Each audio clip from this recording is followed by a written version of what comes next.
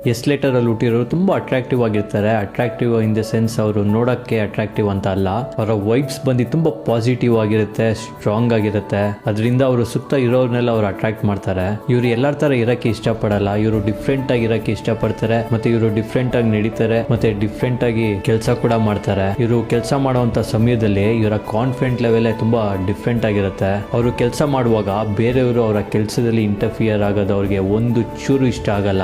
ಅವ್ರಿಗೆಲ್ಲ ಪರ್ಫೆಕ್ಷನ್ ಬೇಕು ಅಂತಾರೆ. ಅವ್ರು ಮಾಡೋ ಕೆಲಸ ಕೂಡ ಪರ್ಫೆಕ್ಟ್ ಆಗಿರ್ಬೇಕು ಅಂತ ಬಯಸ್ತಾರೆ. ಅವರ ವಸ್ತುಗಳು ಕೂಡ ಪರ್ಫೆಕ್ಟ್ ಆಗಿ ಇರಬೇಕು ಅಂತ ನೋಡ್ಕೊಂತಾರೆ. ಅವ್ರ ಲೈಫಲ್ಲಿ ಅವ್ರಿಗೆ ಒಳ್ಳೆ ಲೈಫ್ ಪಾರ್ಟ್ನರ್ ಸಿಗ್ತಾರೆ. ಅದು ತುಂಬಾ ಸ್ಟ್ರಗಲ್ ಮಾಡಿದ ನಂತರ.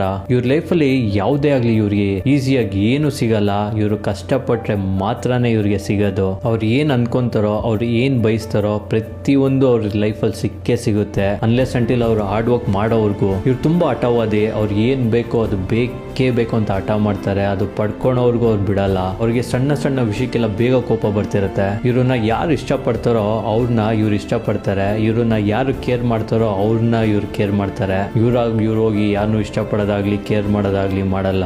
ಅವ್ರು ಯಾರ ಹತ್ರನೂ ಮಿಂಗಲ್ ಆಗಕ್ಕೆ ಇಷ್ಟಪಡಲ್ಲ. ಅವರ ಫ್ರೆಂಡ್ ಸರ್ಕಲ್ ಕೂಡ ತುಂಬಾ ಲಿಮಿಟೆಡ್ ಆಗಿರುತ್ತೆ. ನೆಕ್ಸ್ಟ್ ಯಾವ ಲೆಟರ್ ಬಗ್ಗೆ ಹೇಳಿ ಅಂತ ಕಮೆಂಟ್ ಮಾಡಿ ತಿಳಿಸಿ. Thank you.